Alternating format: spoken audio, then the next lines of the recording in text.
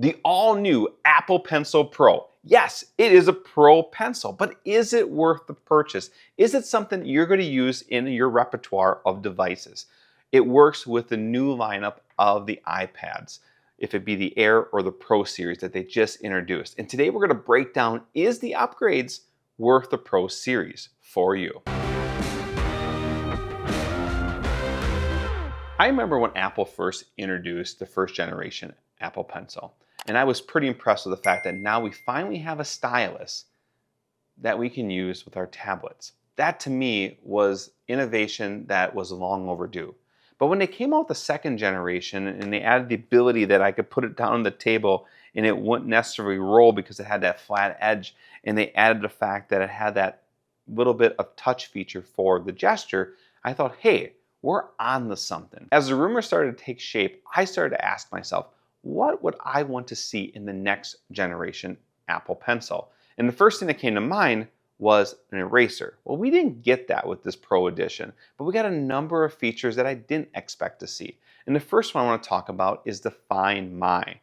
Now we have the ability to find my Apple Pencil Pro by connecting it to your device, and it connects to the cloud environment, and you can go search for Apple Pencil. Now, over the number of years that I've been using the Apple Pencil, fortunately, I've only lost a couple of them, but these are $130 investments.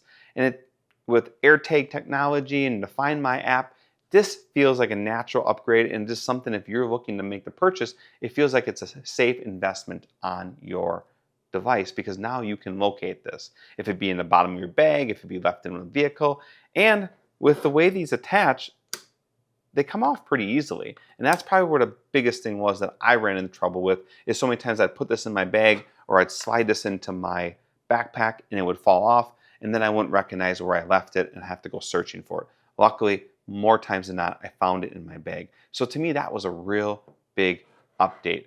And this seems to be something that we would probably want to see as a natural part of the ecosystem. The introduction of the haptic feedback is something I really feel is something that really gives me just a lot of confidence in what I'm doing. When I'd be using the previous generation and I would have to tap on it to create a gesture, move tools, like for example, bounce between the writing tool and the eraser tool and back and forth, a lot of times I'd have to take my eyes off the notes that I was writing and slide up to the toolbar so I could see that, yes, when I tapped on it, it did turn into the eraser. And when I tapped on it, it did turn back into the pencil for writing. But now, with the feedback feature of this, when I tap on it, I get a little bit of sensation, confidence that I switched tools. And to me, that is just a small update, but is a really big one when you're in a mode of productivity. If you're in a class, if you're in a workspace, if you're really in a brainstorming session and you're making updates to your notes, it's something that I think is a big improvement. Now, the other one that we saw was a gesture where you can go ahead and squeeze on the pencil. Now, there's not a lot of applications out there. They demo Procreate. They also showed you how it can be used in the Notes app.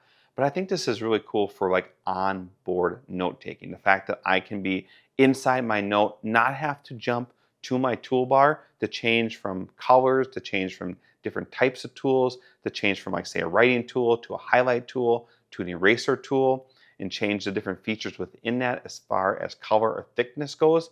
And I can do that in sequence of my note taking. I feel like that's something that a lot of people are going to really find as an advantage, especially those like myself that are in the note taking world. I'm the creator and founder of the Key to Success Planner, a planner built around building your personal and professional goals. If it be something to help you balance your life or get the most out of your daily activities, we help you set key goals each day that are going to help you reach the steps that you need so you can reach the goals and the vision you have for yourself. And I'm constantly taking notes, and I feel like these few features are really going to enhance that and keep me in my notes versus having to work in the application, jumping back and forth between my notes and the tools. So let's talk about the writing experience that you should expect of this next generation Apple Pencil. Now, Apple didn't talk about any new hardware updates, any changes to legacy in the software and how it interacted with the iPad itself.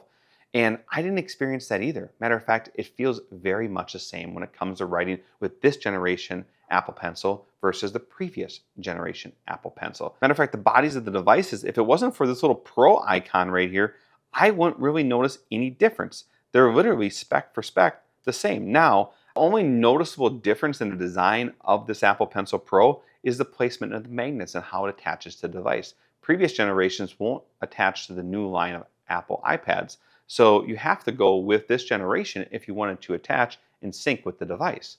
So let's talk about the actual writing experience and how it compares. Now, Apple came out with a new screen, which definitely is going to change the look and feel of things. And they also introduced a new texture layer screen that has more of a matte finish look.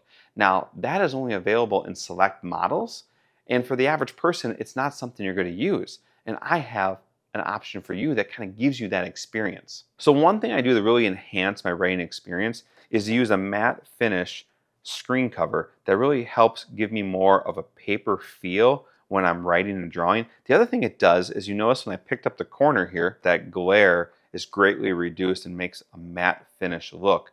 Not only does it do that, it also gives me a paper feeling so that when I'm actually writing across the screen, I have a little bit of a feedback or friction that you're used to seeing or feeling when you use a pencil with paper. Now, the company that makes this is doing a complete redesign to fit the new structural layout of the camera with the iPads. So you're going to want to jump in the description and check that out. There's even a promo code there that's going to help you save a little bit.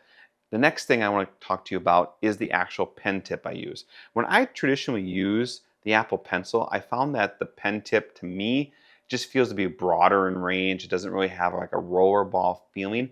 When I use a metal pen tip, I find that I have more like an ink style writing. It's more precise. It's more in line with my feel of writing on paper with an actual rollerball pen. And to me, it's a huge upgrade and gives me a more paper feeling experience, especially when I pair it with this matte cover. So that is my takeaway of the Apple Pencil Pro and what it means for you as a digital note taker or a creator type. If you took something from this video, do me a favor, hit the like button, subscribe to the channel if you want to see more content in this arena. When I look at the Apple Pencil Pro and the latest edition of the iPad and the pairing of them two, and I bring those together with some of these paper-like tools that we talked about, I think it is a good step in the right direction, and it's the next step that we need. So kudos to Apple and taking the Apple Pencil to a pro level.